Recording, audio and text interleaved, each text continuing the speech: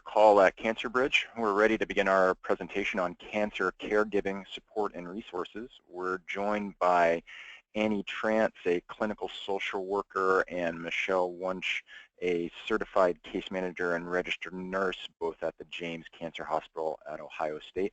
They'll be giving us a number of things to think about around cancer caregiving, as well as talking through various issues and providing a number of resources. I did want to take this opportunity to briefly discuss the CancerBridge benefit that's provided by your organizations. CancerBridge is a cancer-focused navigation service that provides you or your family with immediate one-on-one personalized access to a physician who is an expert in their specific type of cancer.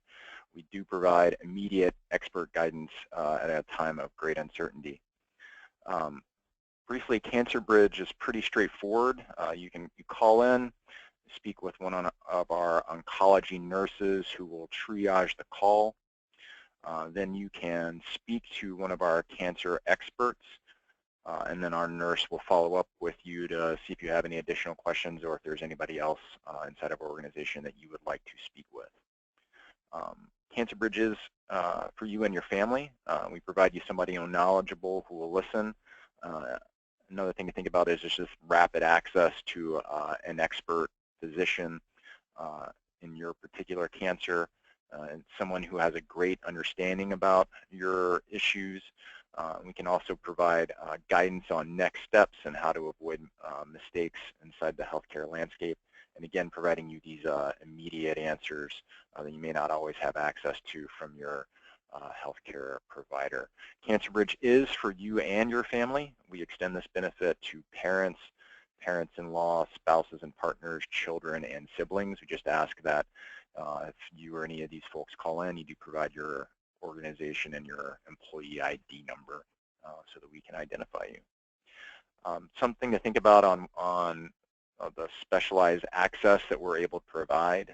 There are 200 types of cancer, and that, depending on who you ask, that number is growing and is greater. Community cancer doctors are great, but they're generalists with a basic knowledge of all the most common cancers, and they don't have easy access to expertise either. So our cancer experts who speak with our callers at the James know all presentations and the latest and best treatments for that type of cancer. They evaluate and treat only patients with that cancer, and they're advising and educating the community on that cancer.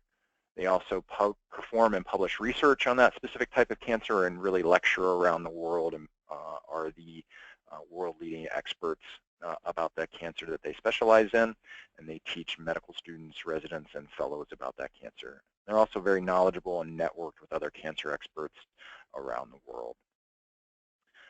So to learn more about CancerBridge, you can visit us at mycancerbridge.com. You can speak to your HR team. Just some quick logistics about our presentation itself. If you have any questions, ask them in the GoToWebinar questions pane. When we pass the presentation over to Annie and Michelle, we're expecting about 45 minutes of presentation and then 10 to 15 minutes of a Q&A at the end. So you can ask questions at any time during the presentation, but we'll address them as part of an overall conversation at the end of their presentation. Should you have to leave the presentation at any point, we will provide a recording of the webinar on YouTube in the next few days. So with that, I will go ahead and pass our presentation over to Annie Trance, a clinical social worker. Thank you, Patrick. Yeah, and thank you for joining us. There we go.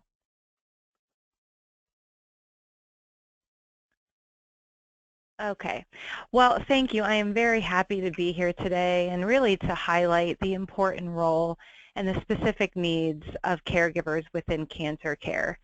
For the first portion of this webinar, I am going to be talking about the impact that the role of caregiving can have on a person and a family. And then for the second portion of this presentation, Michelle will be talking about resources and tips to help ease the role of caregiving. So for this next hour, the objectives that we will be talking about are, one is just to identify who caregivers are and highlighting the role that they play. We're going to talk about common challenges that caregivers encounter. We're going to identify the signs of caregiver burden.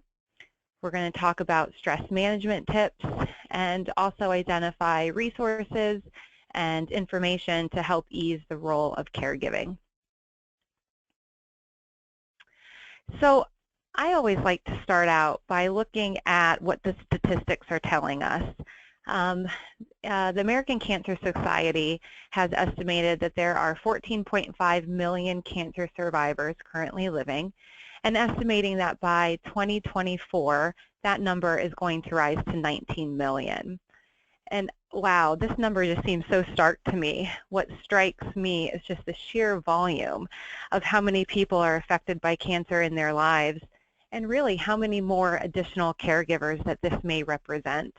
And largely what impacts this growth in numbers is the many advancements in cancer treatments, earlier detection, which is really leading people to live longer lives with cancer in their life. Statistically, caregivers are providing about 75 to 80% of care, on average about 8.8 hours of care per day, and on average looking at caregiving lasting around 4 years. And 70% of caregivers are also reporting that they're in the workforce. So when you're looking at these numbers, when you're also working, this is pretty much another full-time job for a lot of people. So in looking at the definition of who caregivers are, we really look at cancer as a family disease. And the definition of a cancer survivor extends that of caregivers in their life.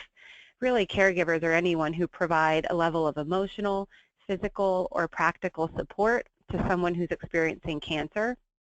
And the caregiver is a vital part of the healthcare team. Healthcare oncology teams really rely pretty heavily on caregivers to support the patient and play a pretty important role in their health and their quality of life. Often the caregivers are spouses, family members, partners, friends, and also neighbors. 60% are female, and on average reporting around 49 years old. The biggest thing that strikes me also is that caregivers are not paid, and they're often not trained for this caregiver role. And 1 in 3 are also reporting that they don't have any additional help, and that's either paid or unpaid, so from other people in their lives as well.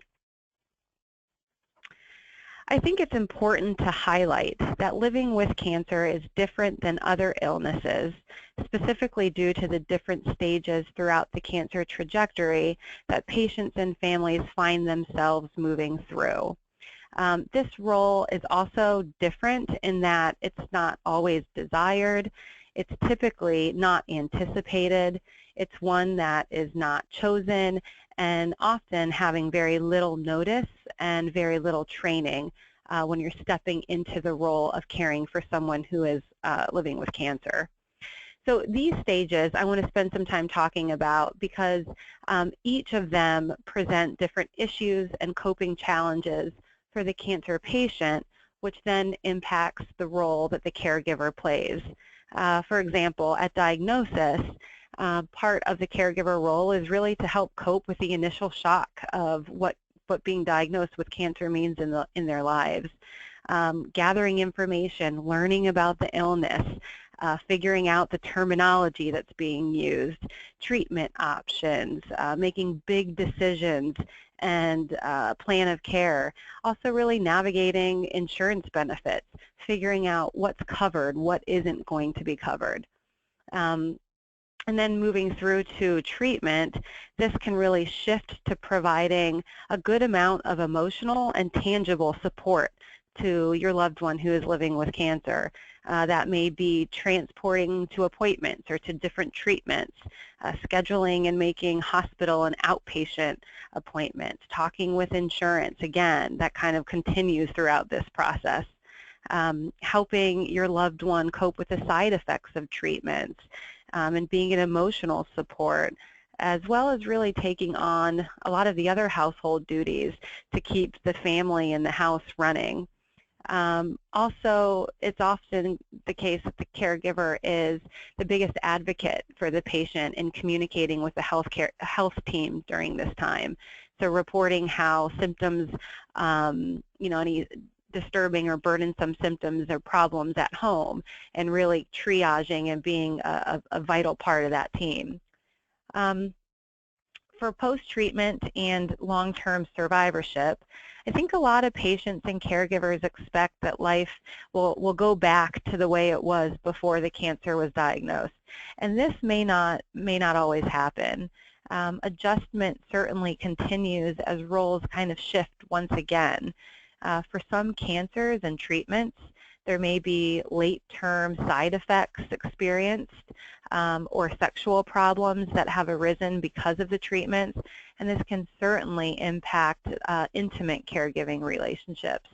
The fear of cancer recurrence really settles in during this time, and both the patient and caregiver are struggling and really experiencing that worry and that anxiety of what it's like to live with the amount of uncertainty that exists in their life now.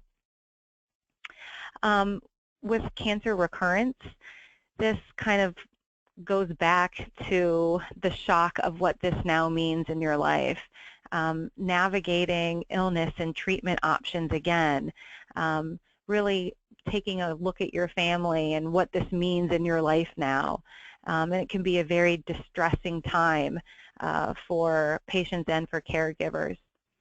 And then for palliative care and end of life, I think one of the biggest challenges in this stage can be making decisions about the transitions in treatment and shifts to comfort care, symptom control, and hospice. Oftentimes, the person with cancer is depending heavily on the caregiver for increasing physical and emotional support, helping to manage burdensome symptoms and decreasing abilities in their daily care, as well as navigating ongoing treatments, advanced care planning, and hospice services, whether those things are being provided in the home or needing more care outside of what can be provided at home. For many, this time can also trigger spirituality concerns surrounding meaning, purpose, and afterlife. And this can be a very distressing time for caregivers, and one actually where caregivers are oftentimes reporting more distress than patients themselves. So some common issues that caregivers encounter, one would be isolation. With cancer care, the patient becomes the focus and the attention of really everybody in their life and the oncology teams, and it should be that way. But this can also leave caregivers feeling kind of alone in this role, overlooked, that their needs are not as important. And often other people don't fully understand the difficulties that caregivers may be experiencing. Social activities and interactions may lessen during this time because caregiving kind of becomes the primary goal and responsibility. And this can further create more feelings of isolation for somebody in this role. Difficulty asking for or accepting help. Obtaining help is crucial. However, asking for it can be difficult and uncomfortable for a lot of people. Oftentimes, I hear caregivers report not wanting to burden other people or feeling that it's their responsibility, or maybe that it's a sign of weakness and not being able to do it all, or maybe feeling that you shouldn't have to ask for help. Or sometimes it can also be that there's a lack of available people to ask for help. Whatever the reasons are, this is a challenge that many caregivers are facing. Moving on to role changes. Cancer is very much a family disease. It impacts every member in the family, and it often forces shifts in the normal roles that family members hold and can upset the dynamics of how the family or relationship functions. Maybe the person who is sick can no longer work, fulfill household tasks, or really be as emotionally present for other people in the family. And so because of those things, roles may be reversed, and often the caregiver is the one who is picking up all the extra tasks and roles. This role may also not be desired, which adds another difficult dynamic that can really put some strain and stress on the caregiving role.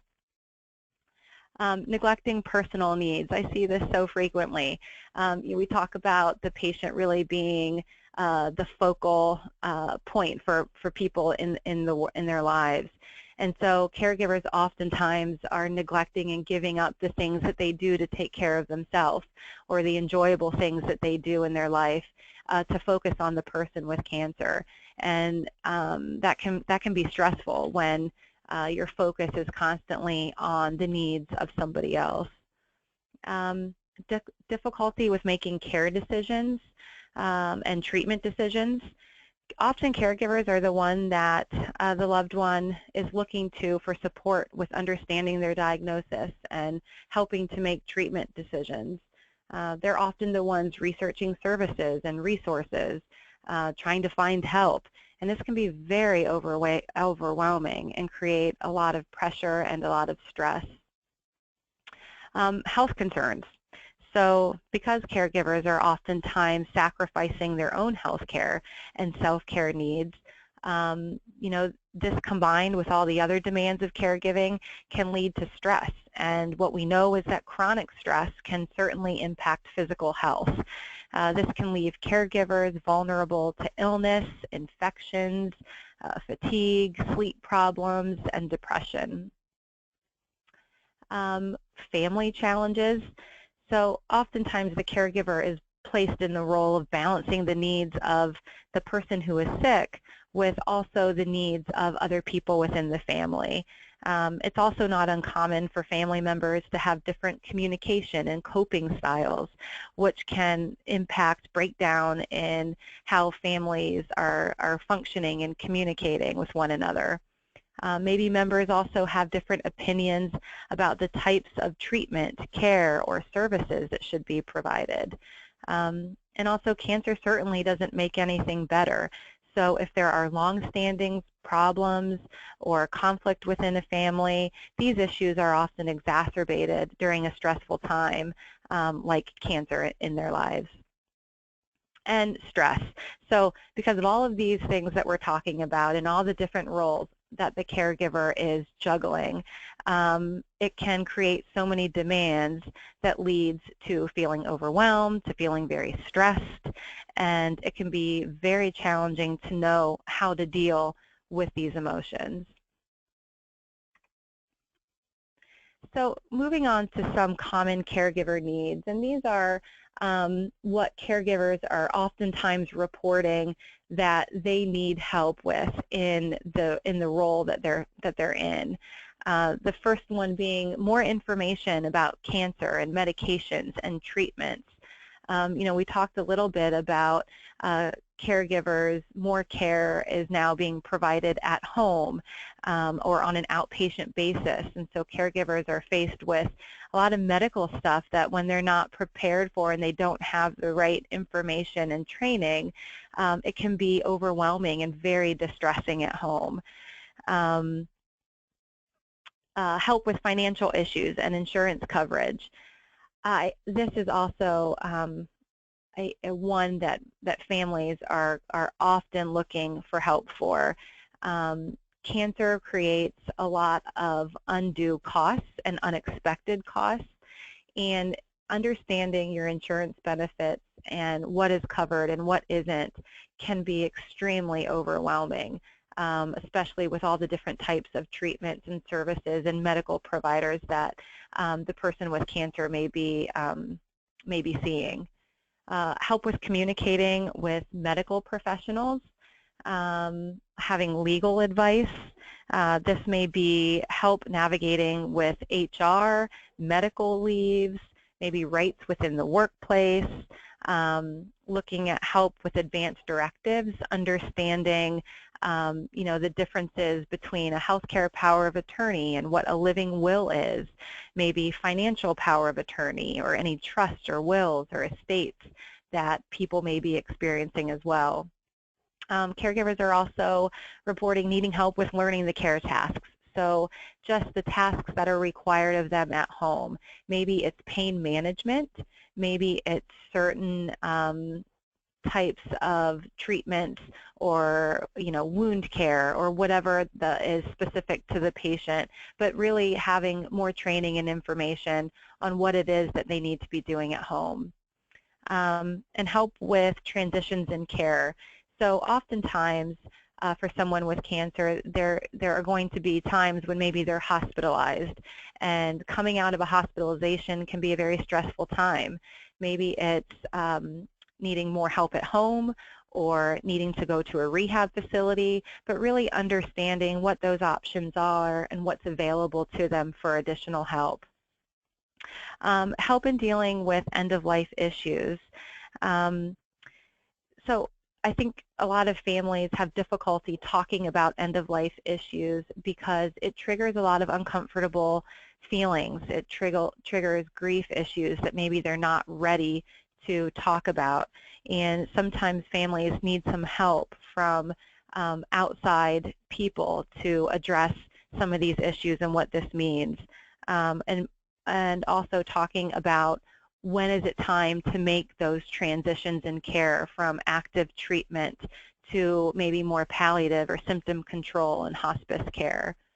Advice on moving a loved one onto a facility, kind of similar to end-of-life issues and discharges from the hospital, is just kind of knowing what a patient may need, what's available to them, and certainly help with dealing with family. Again, it's certainly not uncommon for families to experience stress related to the differences in opinions and what should be done, or maybe it's families with children who need help knowing what to say to the children, how much information to provide them, and when to have those types of conversations. So we've been talking a lot about the difficult impact of caregiving and the challenges that caregivers face. However, with many life challenges, caregiving for someone with cancer can also have a positive impact in one's life. Caregiving can be a rewarding time for many people, and I think it's important to highlight this. Caregivers are also reporting that some of these positive aspects are a discovery of personal strengths, an improved sense of self-worth, a deepening of relationships. So for relationships and families kind of bonding through this experience, a sense of personal growth, a greater acceptance of things, increased empathy, a greater appreciation of others, and kind of reprioritizing goals and what's important in life.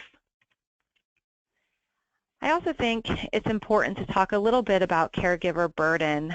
Because of all the challenges that caregivers encounter, they're going to be faced with a lot of stress. And with long-term stress and feeling overwhelmed and unable to meet the constant demands of caregiving, this can really place someone at risk for caregiver burden. And really the definition of caregiver burden is the extent to which caregivers perceive that caregiving has had an adverse effect on their emotional, social, financial, physical, and spiritual functioning. And this definition emphasizes the multidimensional toll that caregiving may have, and it highlights that it's a very individualized experience. So some circumstances likely cause burden and stress. For example, the need for heavy assistance with activities of daily living, or social isolation, or financial distress. But really different thresholds exist for people that's triggering caregiver burden. And this is something, too, that is oftentimes overlooked by healthcare clinicians. A lot of times caregivers are feeling stressed and here at this place of experiencing caregiver burden, and it's not recognized by the oncology teams. So some signs of caregiver burden would be physical exhaustion, so just feeling completely depleted, lack of motivation, feeling really guilty when taking time for yourself, settling in with some resentment, maybe feeling resentful toward the person who is sick for the way that your life has changed, becoming more critical, difficulty with finding humor, inability to laugh, or turning down time with other people, feeling trapped, having sleep difficulties, not exercising and withdrawing from hobbies and things that you typically enjoy, feeling unappreciated, and really having a low mood and anxiety.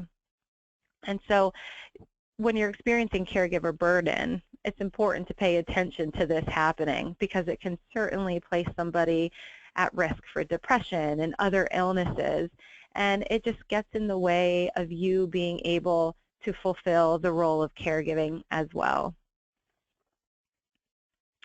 So we're talking about all of the challenges and the difficult experiences of caregiving. So really looking at what helps, what can we do as caregivers to help ourselves and prevent caregiver burden. And one of the things is really to look at stress management and reduce the amount of stress in our life. And the first thing I think that's important for caregivers to understand is that you're going to have your own feelings and your emotional reactions to cancer, and that this is normal, that this is understandable, and allow yourself to have that emotional response and pay attention to where it's coming from. You don't have to make them go away, just understand that it's normal and acknowledge that emotional process. And with self-care, so this is certainly not a luxury, this is something that's very much a necessity. So eating regular nutritious meals and maintaining good sleep habits, exercising, finding time for your own socialization and enjoyable activities. Your time and availability may decrease. However, it's important to be thoughtful in looking at your day and your week and your month and scheduling these things in advance so that you can plan for them. And not feeling guilty about this. Taking care of yourself is a very vital part in being able to fulfill the role of caregiving and will help you feel more confident and in control in handling the stress that comes your way. Support is an essential coping component in life. Having an outlet where you can share your experience, your feelings, and your thoughts can really help ease the burden of some of these challenges.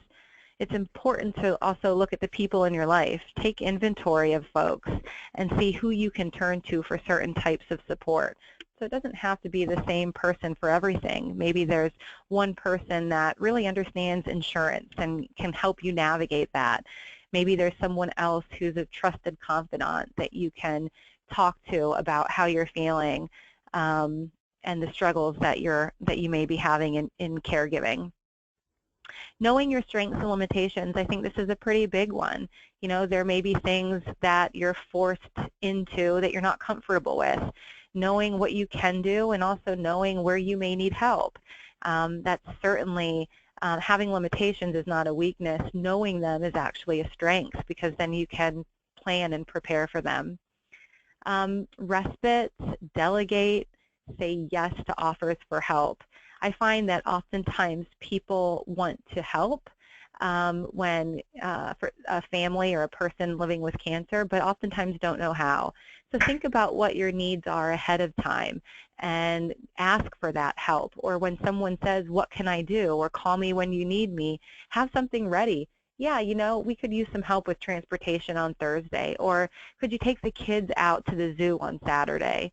Or, maybe we need some meals 2 nights a week. Just be ready to know what your needs are so that when people offer, say yes to those things.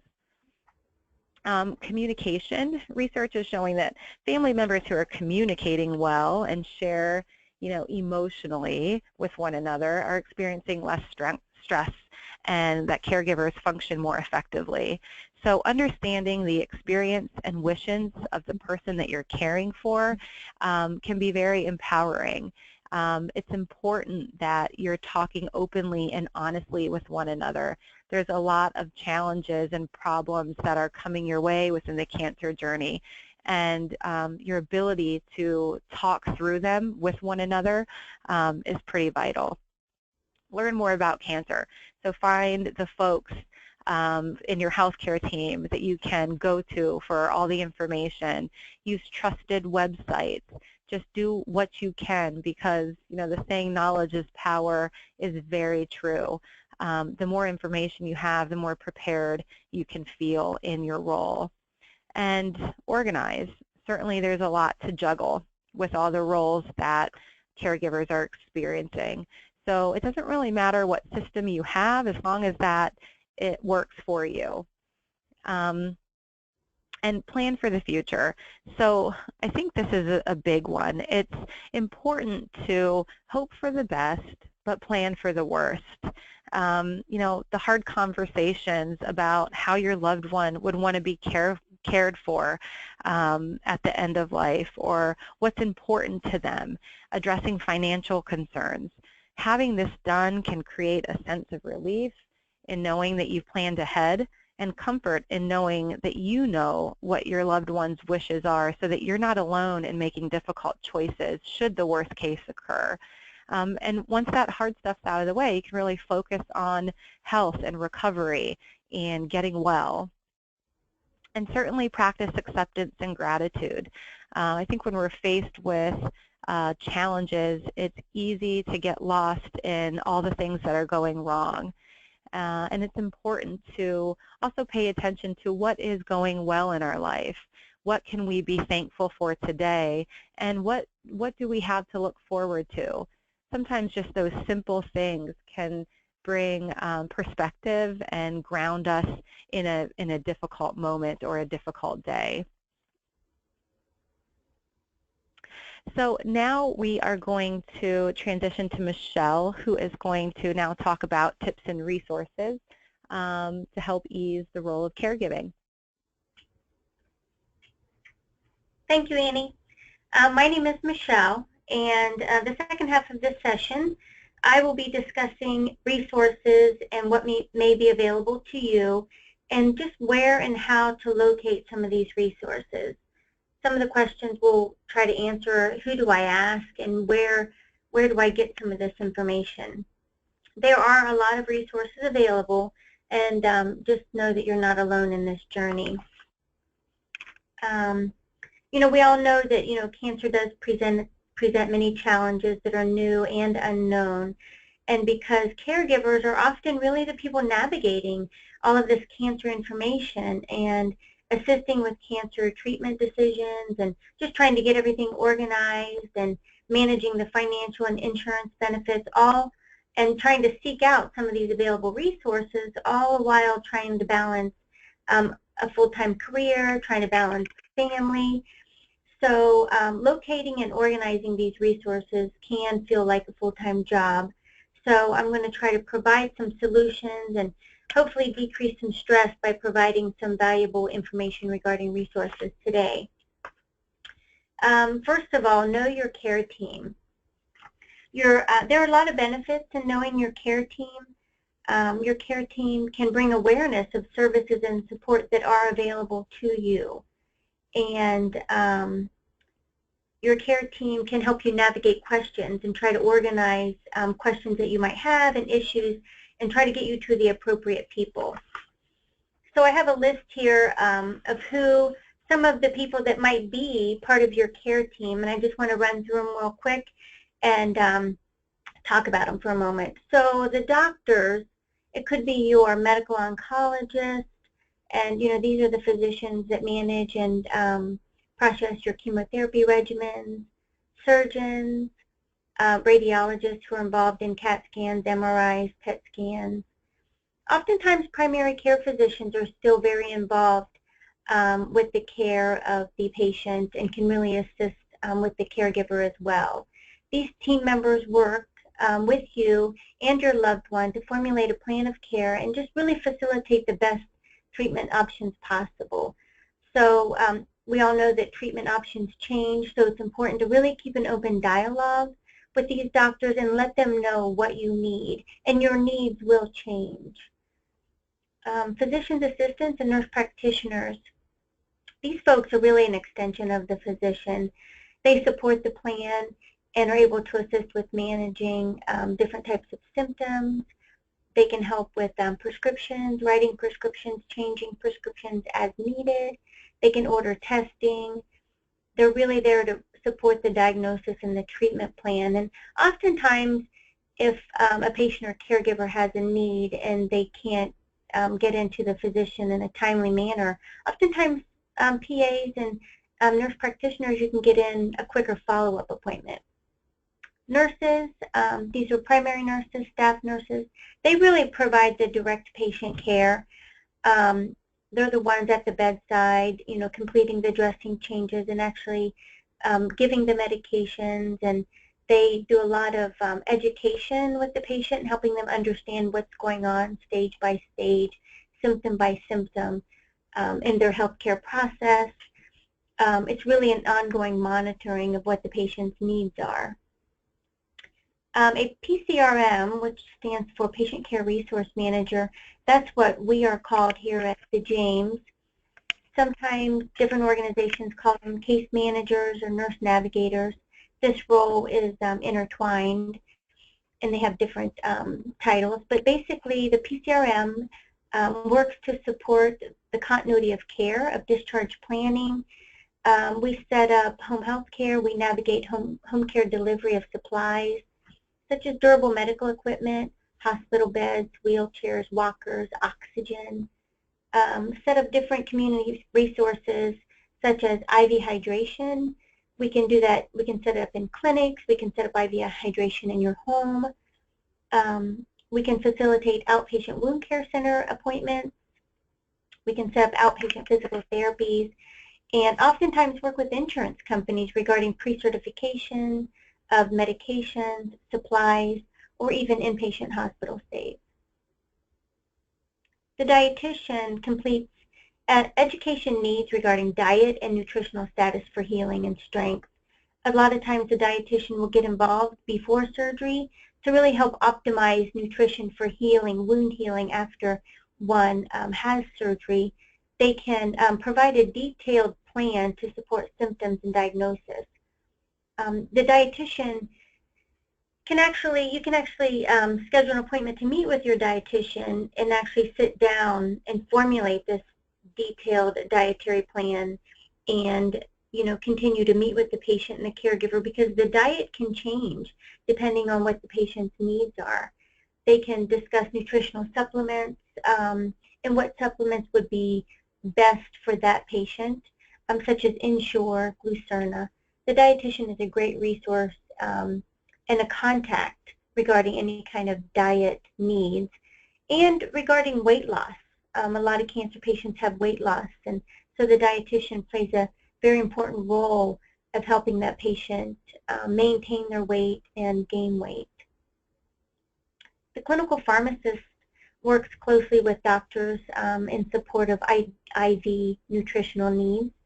So this is actually a nutrition that would go into the vein. It's called TPN, which is total parenteral nutrition. Some people don't even know that you can put nutrition in the vein, but you actually can. It has to go through a pharmacist, and the pharmacist works very closely with the physician. And TPN can be obtained in the hospital or even at home. The clinical pharmacist also does a great job of educating patients and caregivers regarding questions or concerns regarding medications, herbal supplements, and just drug interactions, drug side effects, and any kind of medication question you have, a pharmacist is a great resource to use. Social workers are very knowledgeable about services that are available in your community and in your county. They provide psychosocial counseling.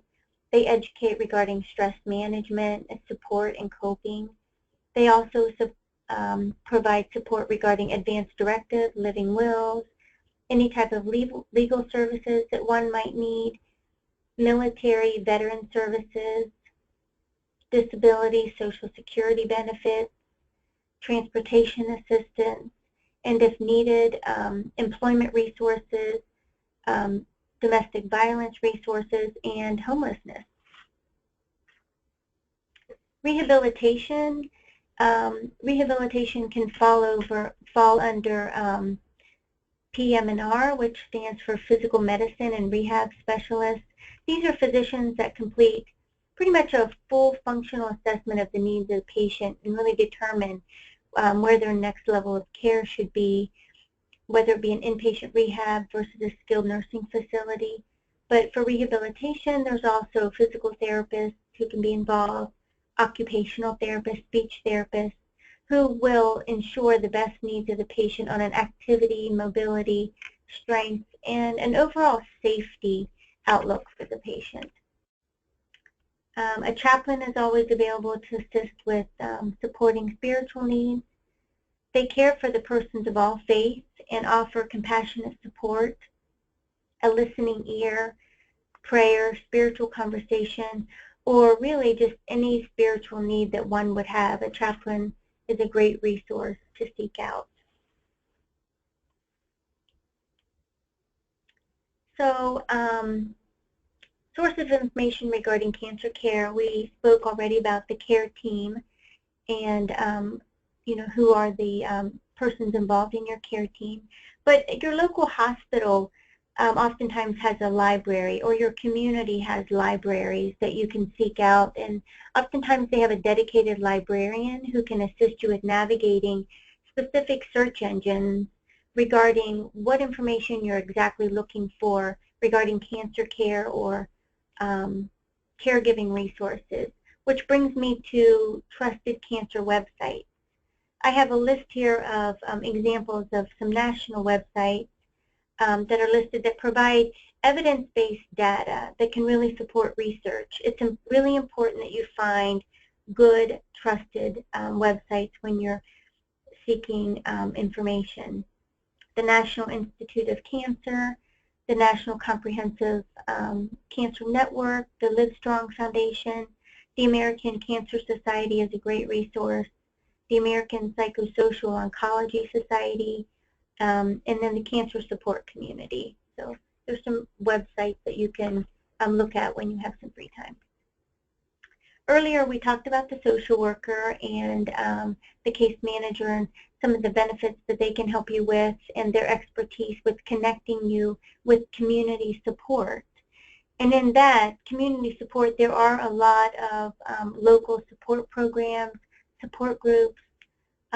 Hospitals offer a lot of support programs to patients and caregivers, and some that are very specific just to caregivers. Here's a list of some national websites for you to review: the American Cancer Society, Family Caregiver Alliance, Caregiver Action Network, and your local area on aging. And I have the one listed here for Ohio. So now we're going to really dial into some financial resources. And the word financial itself is very overwhelming when you think of all the medical bills and the explanation of benefits. And just really trying to keep all of that organized and separate can be very, very overwhelming. So it's important that you review your summary of benefits and coverage. And when you do that, they'll be able to explain some of the rights and responsibilities that you have. They can provide some good definitions and explain some terms such as deductibles, copays, premiums. If you do have insurance through your employer, the Human Resources Department is a great resource to call and ask for questions. You can also call the customer service line for benefit questions, and that number is normally located on the back of your insurance card. But most importantly, when you start to dial into some financial information and financial resources, I can't stress enough how important it is to just really keep a log, keep a notebook of communication of the people that you talk to, their names, their telephone numbers, when you talk to them, and what you spoke about, so that you can later go back and reflect on the information and really try to absorb it and make sense of it. And just being organized really helps one to feel like they're in control, and when you're organized and you feel like you have a little bit of control, it does decrease some stress and anxiety. Some good reasons to get organized.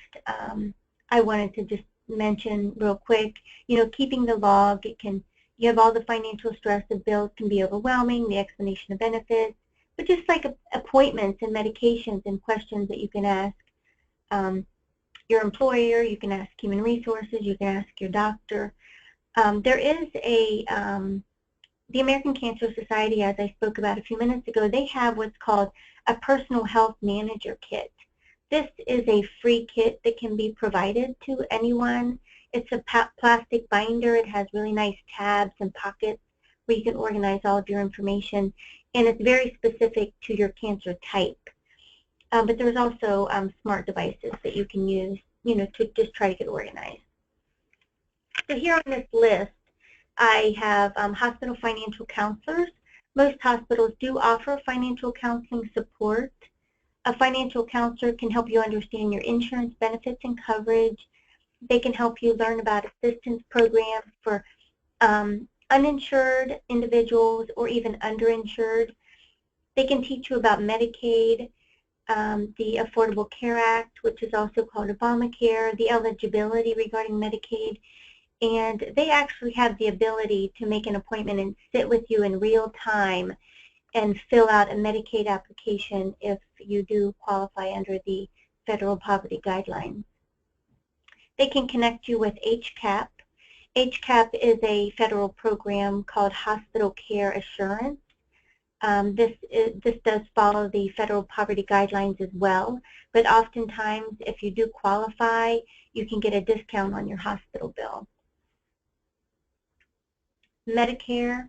Medicare.gov is an amazing resource, and you'll probably hear me talk about it several times throughout the second half, but Medicare provides free health insurance information for people on or eligible for Medicare coverage, Medicare health coverage for seniors, and for people who are under the age of 65 with disabilities. So I do encourage you to look at this and just familiarize yourself with this website. The Medicare prescription drug plan, that's when you should put a little star by because a lot of people don't know about the donut hole. Sounds kind of funny, but the donut hole really is a gap in the prescription drug coverage. A lot of people don't know about this gap. They don't know that it exists, and sometimes they find themselves running out of prescription coverage. So if you would put a star by anything, I would really recommend putting it by that Medicare prescription drug plan. I really look into the donut hole. Medicare Advantage plans. Medicare used to be a traditional red, white, and blue card. Today they offer a lot of Advantage plans. These are HMOs and PPOs. They can be called Anthem Medicare, Aetna Medicare, United Healthcare Medicare. So there are a lot of Advantage plans that you can choose from. Medicare offers a lot of different choices. They also offer some supplemental insurances, and they offer some financial assistance programs with people who have limited income. And the website also talks about long-term care insurance.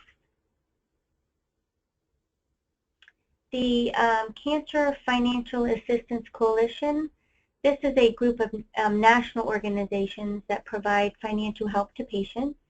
They have a searchable database regarding financial resources, and the ability, you have the ability to search by cancer diagnosis and zip code. It's pretty user-friendly.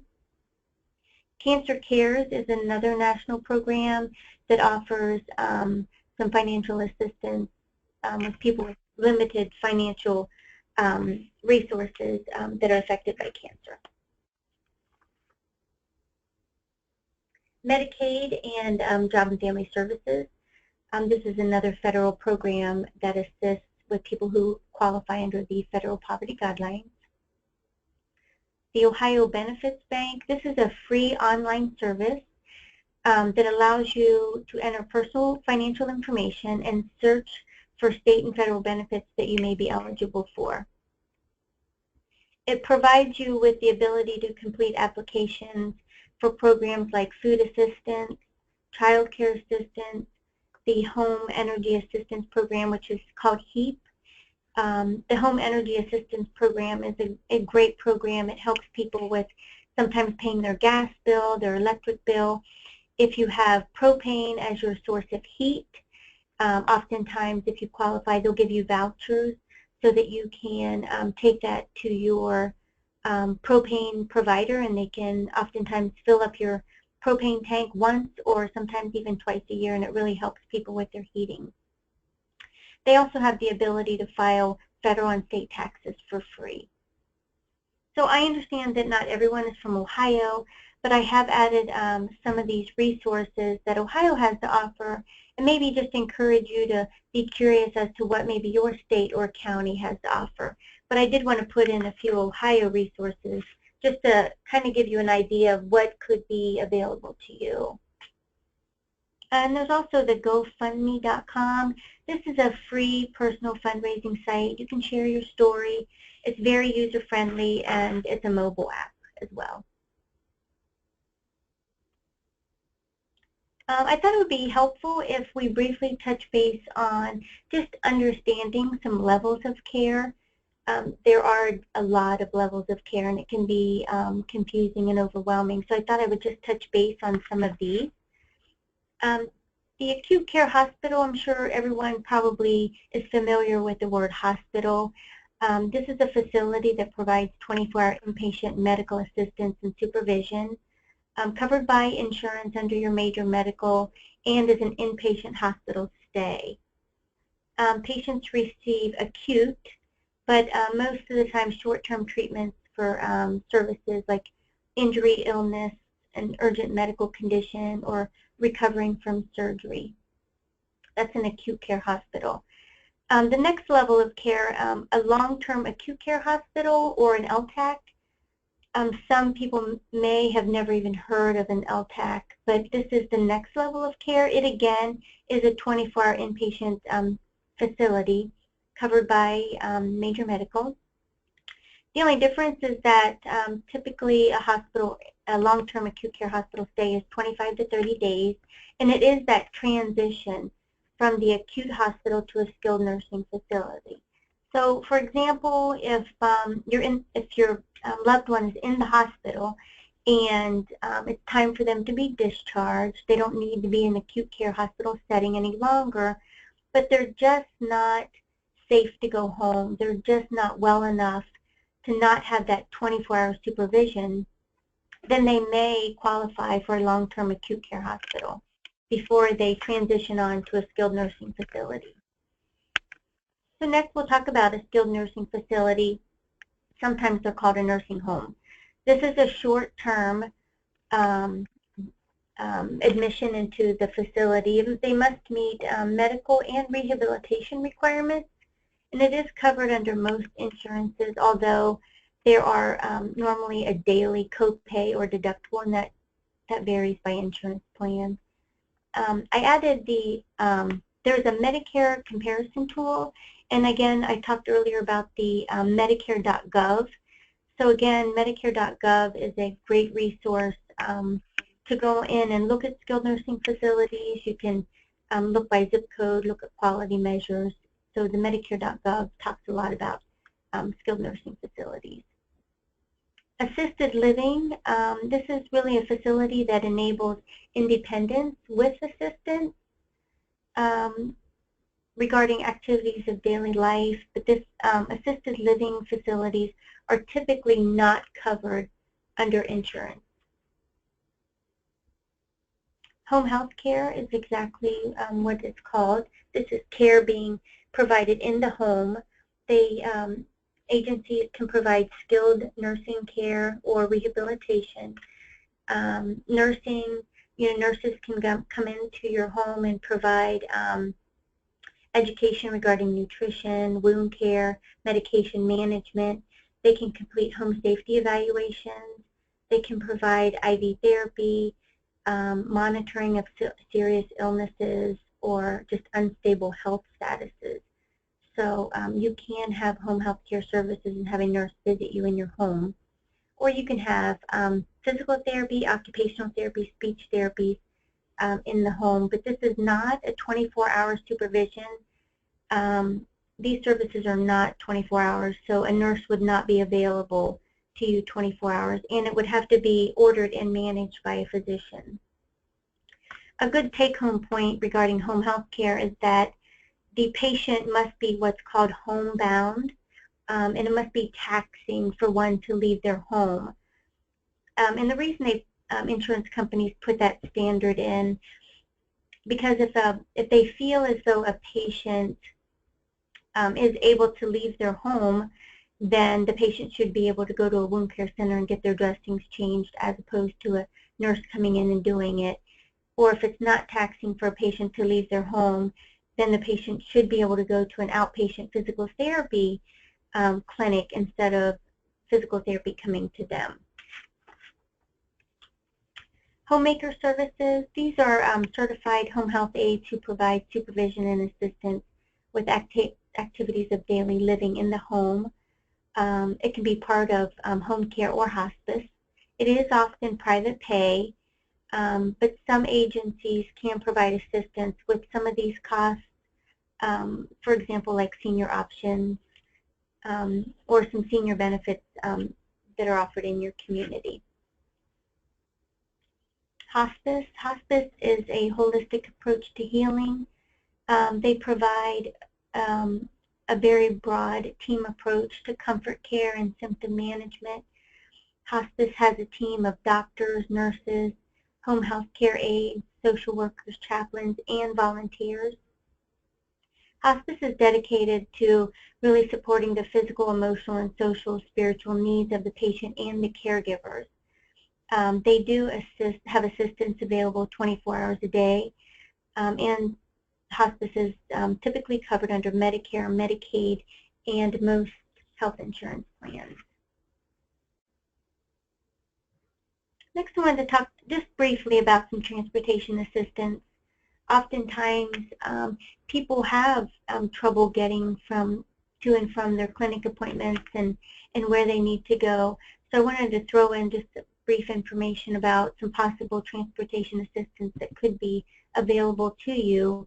The American Cancer Society has a program called Road to Recovery. These are volunteers that come in and help transport patients and families to all their appointments. And oftentimes, if you don't want to volunteer to come, the American Cancer Society can maybe assist with the cost of gas. The American Red Cross provides transportation assistance to people who qualify. Medicaid and some health insurance companies may cover transportation. You would have to contact your Medicaid caseworker to find out what services are available in your area. And a lot of county senior options provide transportation for people who are over the age of 60 or disabled.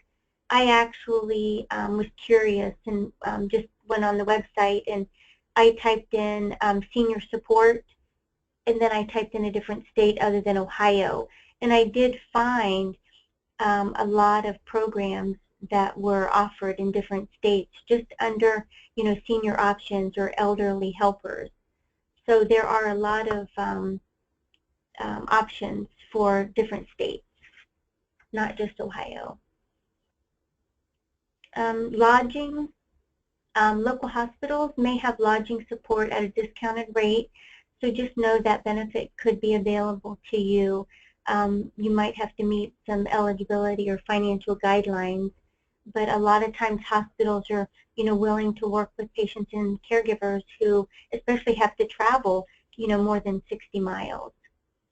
Hospitals are trying to go more towards private rooms so they can allow families and loved ones to stay with the patient while they're in the hospital.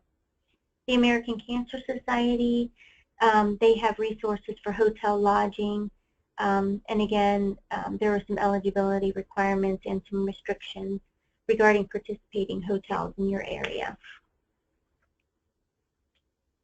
I know that we've provided a lot of information this last hour, but I do want to just talk about a few take-home points. I really encourage you to get organized and keep a log or a journal, write down all your information. There is so much overwhelming information and it can get confusing. Or call the American Cancer Society, look into that personal health manager kit. Know your care team and lean on them to assist you. You are not in this journey alone. You have a huge team, and they are here to support you. And as Annie stated earlier in the beginning, you know, caregiver burden is real, and it's really important for you to lean on your team and ask them to help you. So thank you for listening today. I hope this information was helpful. And what questions do you have? Yeah, Michelle, Annie, thank you both for your time today. This was such relevant and important information to share with our participants. Really appreciate it. I'll start moderating the questions as they come in through the GoToWebinar questions box. If you could ask your questions there. One of the things that does keep coming up is requests for the slides. I actually put the slides from the presentation in the handout section of GoToWebinar, as well as a sheet that lists some of the websites that Michelle was directing folks to. So you can download those directly through the GoToWebinar handout section. So if we start running through some of the questions that we're receiving from the audience, we did have one around, this is probably a difficult conversation, Michelle, but how does someone approach, or are there resources available for a caregiver who has lost a loved one? You know, they've invested so much emotional energy into caregiving, and that person passes. Are there any support resources available that you can think of that you could guide people to? Yeah, and Annie, you could probably answer this as well, but there are a lot of grief and complex grief cancer support groups that are available to caregivers. Yeah, and I think too it is important to highlight that because caregiving takes so much of you and who you are, that it is something that can be challenging, and really you may be experiencing what we would call complicated grief, because so much of your identity has been wrapped up in that role. And when that changes, it can really complicate the normal grief that you may also be feeling. I know here at the James, we have 2 different types of bereavement groups that are open for people who have lost a loved one. And myself as a clinician, I learn a lot from caregivers in those groups, and there's certainly support groups around at different hospitals. If your loved one was benefiting from hospice services, hospice also provides bereavement support to families for up to a full year, and that's covered by the insurance benefits. That's just an added benefit that hospice provides. So if you were clued in and able to receive those services, that would be another avenue to get some support. Okay, that's great. Thanks for that. We do have a question around kind of vetting the home health care providers, as well as the support facilities that are available. I know you mentioned Medicare. Are there any other resources that people could look at to help them kind of weigh cost and quality? Yeah, so facilities? So really, the Medicare.gov website is amazing. And I do highlight that website a lot because I'm on it constantly, looking at, you know, everything that they speak about, because they really do talk about, you can get on there and look at, just type in your zip code. If you're looking for a skilled nursing facility, type in your zip code or area that you're wanting to investigate, and they offer, you know, quality measures, any type of penalties that these nursing homes may have undergone, staffing.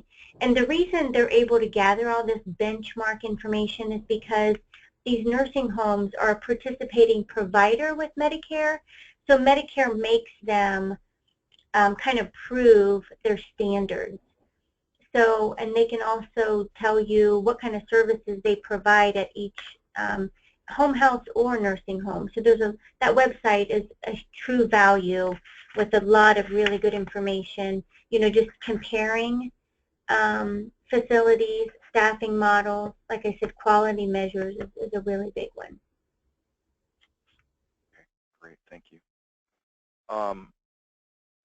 We did have a question around, you talked about talking with the hospital providers around seeking financial assistance or seeking clarity around financial situations, hospitals having resources to deal with that.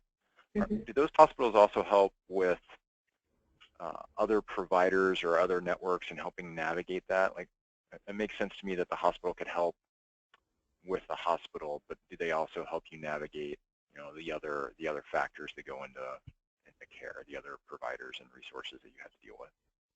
Yeah, so like here at OSU, our financial counselors get involved with not only evaluating patients to see if they qualify for any type of discount or resources from the hospital, but they're also involved with different, like here at Ohio State, we have a physicians group. So all of the physicians, they're also very involved in all of that. The case manager and social workers, when they're setting up home health care, if a patient or family member has difficulty meeting the copays or the deductibles, those are definitely conversations that are made up front and the facility is aware of, so that they can try to figure out if they can somehow financially support the patient and still provide the service. Yes. So I would say the social worker and case manager are very involved in assisting the patients and caregivers with other resources besides the hospital. Okay, that's great. And one thing I suppose we should mention too, like if you've got specific questions around a particular family situation, you can call CancerBridge and have conversations like Annie and Michelle are referring to, and they can help as a resource as well. That's one of the benefits that we provide. So everybody that's on this webinar does have access to call into CancerBridge, speak to our nurses, as well as oncologists and some of the resources that Michelle and Annie are speaking through. So we had a couple questions come through with some pretty personal information or pretty specific information. Those may be better addressed just by calling into the service and trying to get help directly from CancerBridge. So I do encourage anybody that's got a family member or a personal situation that they're going through right now to reach out to CancerBridge as well by calling our nurses. Kind of running through the list of questions. I think we are over on time, and we have hit most of the questions that have come through. Annie, Michelle, I just wanted to let you know we're getting such great feedback and lots of thank yous from the audience. So again, I really appreciate both your time, and I think this was such a valuable conversation to have with all of our participants. So I think we'll go ahead and wrap it up. Thank you. Okay. So like I mentioned, slides and presentation as well as a handout is available in the handout section of GoToWebinar, and then we will be posting a recording of this presentation to YouTube within the next few days, and we'll email everybody that attended a link to that. So again, thanks everybody for joining, and have a great day. Thank you.